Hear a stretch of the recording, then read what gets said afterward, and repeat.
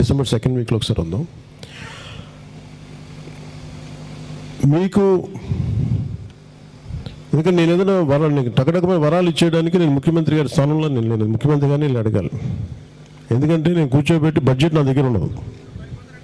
ఏమండి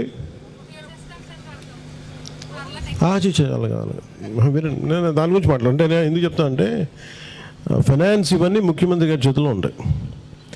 ఆయన కూడా ఉన్న ఇబ్బందులు ఏంటంటే గత ప్రభుత్వం చేసిన పనులకి అండ్ మీకు కూడా తెలియాలి కదా, మాకు ఎందుకు డబ్బులు రావట్లేదు, మాకు ఎందుకు డబ్బులు రావట్లేదు, మీ ద్వారా రాష్ట్ర ప్రజలకు కూడా తెలియజేస్తా ఉన్నా. ఎక్కడా కూడా లాస్ట్ 5 సంవత్సరాల్లో పుడికలు తీయలే. అసలు మీకు ముఖ్యంగా మీకు సంబంధించి అయితే అసలు కనీసం 1 ఇంచు మట్టి కూడా తెలియదు, అట్లా వదిలేసారు. అట్లా అంటే డబ్బులు ఏం చేస్తారు, ఒకే పథకాలకు ఇచ్చుకోండి, ఇబ్బంది లేదు, కానీ పథకాలతో పాటు అభివృద్ధి, రోడ్లు ఇవన్నీ మర్చిపోయారు అందరూ. ఈ కూటమి ప్రభుత్వం వచ్చాకున్న బిగ్గెస్ట్ ఛాలెంజ్ మాకు ఏంటంటే పథకాలతో పాటు అభివృద్ధి పదాలు ఉండాలంటే దానికి ఒక ఆర్థికంగా ఫైనాన్షియల్ జగ్యులరీ చేస్తాం. ముఖ్యమంత్రి గారి ఆయన అనుభవం మీద పథకాలకి డబ్బులు ఇవ్వాలి, రోడ్లు వేయాలి, అలాగే మీకు ఇప్పుడు కూర్చోబెట్టి సడన్గా తుఫాన్ వస్తే ఏదైనా మళ్ళీ కూర్చోబెట్టి రైతాంగానికి మళ్ళీ గిట్టుబాటు ధర ఇవ్వాలి. సో ఇన్ని కష్టాల మధ్యలో ఉంది. కానీ ఎవ్వరు కూడా అలాగే నిన్న మాట్లాడుతున్న ఒక మీటింగ్ కూడా చేసాం. చూస్తే మన దాదాపు 1,00,000 వాళ్ళు సచివాలయ ఉద్యోగులకి మన ప్రమోషన్స్ మీద మాట్లాడాం.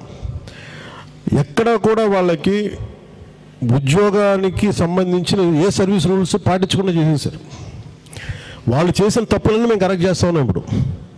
ఇప్పుడు మన శంకర్ గుప్తా రైల్ లాగా వాళ్ళు పని పాట చేయకుండా వదిలేశారు. ఆ సమస్య వారసత్వ సమస్య మనకు వచ్చింది. ప్రజలు వీళ్ళందరూ ఎదురు తిరిగే వీళ్ళ మీద విసుగుతోటే వాళ్ళని ఆ స్థాయిలో పెట్టారు, మనకి ఇంత అద్భుతమైన విజయం అందించారు. కానీ ఒకసారి వాస్తవం మేము కూడా చెప్పాలి కాబట్టి మేము చాలా కమిటెడ్గా ఉన్నాం. ఈ పర్టికులర్ అలయన్స్ ప్రభుత్వం నేను బాధ్యతగా తీసుకొని తక్కువ సీట్లు తీసుకొని కూడా దేనికి పెట్టుకున్నానంటే నేను ఇలాంటి సమస్యలని అడ్రస్ చేయడానికి ఉన్నాను. నేను కోనసీమ రైతాంగానికి నేను గలం అవుతాను, మీ గొంతును అవుతాను మీకు నేను.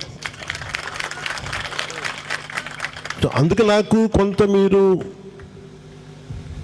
పెద్దలు కాబట్టి కొంత నాకు అనుభవంతో మీరు కొంచెం అర్థం చేసుకుని కొంచెం సానుకూలంగా నాతో వ్యవహరించండి చాలు. అంటే మీరు టైం లైన్స్ పెట్టి ఇప్పుడు ఇందాక పెద్దలు మీ పేరు సార్ సర్పంచ్ గారు చెప్పినట్టుగా మీరు ఏదో సినిమా చేసి డబ్బులు ఇచ్చండి అట్లా కాదు కదా, ప్రజాస్వామ్యాలు నడవదు కదా. ఇప్పుడు నాకేంటంటే ఒక కోనసీమ ఒకటే కాదు కదా, అటు వెళ్తే చిత్తూరు మన అటువైపు కూడా పోవాలి కదా. అంటే అలాగా ఇవన్నీ ఏంటంటే మనకు మాటలకి 10 మంది సరదాగా బాగుంటాయి, కానీ ఇన్నికి ఇంత డబ్బు ఉంది ఇక్కడ. డబ్బుని అడ్డగోలుగా ఒక పథకం లేకుండా ఏం లేకుండా ఖర్చు పెట్టేశారు వాళ్ళు.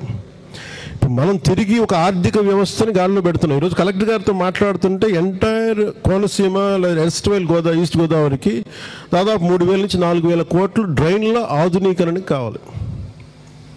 ఈ డబ్బు ఎక్కడి నుంచి తేవాలంటే ఎవరి దగ్గర సమాధానం లేదు, ఇంక్లూడింగ్ ఫైనాన్స్ డిపార్ట్మెంట్తో సహా. ఎందుకంటే నేను ప్రజల్ని మభ్యపెట్టడానికి రావట్లా, వాస్తవాలు తెలియజేయాలి మీకు. ఈ వాస్తవాలు తెలియజేస్తాం మనం ఎలా కరెక్ట్ చేసుకునే సమస్యలని.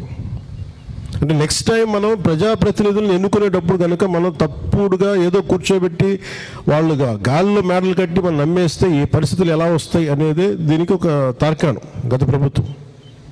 సో నేను ఎందుకు ఇలా పెడుతున్నానంటే ఈ కూటమి ప్రభుత్వంలో నేను మీకు వెన్నంటే ఉన్నాను, నాకు సమయం కావాలి. ముఖ్యంగా యువతకు సంబంధించి ఈ రోజున మీరు పెద్ద కొడుకు అంటే ప్రతిదీ బిడ్డలాగా చూసుకుంటారు. అలాంటిది భవిష్యత్తులో ఇంతమంది యూత్కి మీకు భవిష్యత్తు ఉండాలనేదే నా కోరిక ప్రత్యేకించి. అంటే మనకి వెల్ఫేర్ స్కీమ్స్తో పాటు డెవలప్మెంట్ ఈజ్ ప్రయారిటీ. అది మనకి వ్యవసాయ విధానం కావచ్చు, లేదంటే కొబ్బరి సాగు కావచ్చు. దీనికి మీద నేను ప్రత్యేకించి చాలా కట్టుబడి ఉన్నాను దీని మీద. అంటే అందరూ ఏం చేస్తున్నారంటే కూర్చోబెట్టి పథకాల దగ్గర ఆగిపోవట్లేదు కూటమి ప్రభుత్వం. కానీ జరిగిన దోపిడీని కానీ ఆ వెనక మనకి ఆ ఆర్థిక లోటుని కానీ ఎలా పూడ్చాలనేది దాని మీద విపరీతమైన కసరత్తు చేస్తూ ఉన్నారు. కొంతమంది చేస్తారు. ఇప్పుడు దాకా నెలకి జీతాలు రావడం కష్టమైపోయింది గత ప్రభుత్వంలో. గుంతలు పూడ్చలేకపోయారు, రోడ్లు వేయలేకపోయారు. ఈరోజు మనం కూర్చోబెట్టి మన శంకర్ గుప్తం దాంట్లో కూర్చోబెట్టి సిల్ట్ తీయలేకపోయారు. మరి డబ్బులు ఏమైపోయినాయి అంటే వాళ్ళు కూర్చోబెట్టారు, ఇచ్చేసారు, అయిపోయింది అంతే. సో మనం మోర్ బాధ్యతగా ఉన్నాం. సో మేమండి ఎందుకు ప్రత్యేకంగా చెప్తున్నానంటే, నేను మిమ్మల్ని మభ్య పెట్టేసి రాత్రికి రాత్రి మొత్తం కొబ్బరి చెట్లు తీసేసి మొత్తం ఫ్రెష్గా రేపు ఎల్లుండి కల్లా మొత్తం కొబ్బరి చెట్లు వచ్చేస్తాయి అలాంటి అబద్ధపు మాటలు చెప్పడానికి నేను, ఎందుకంటే జెన్జీ సరికొత్త తరం వాళ్ళు మారుతూ ఉన్నారు.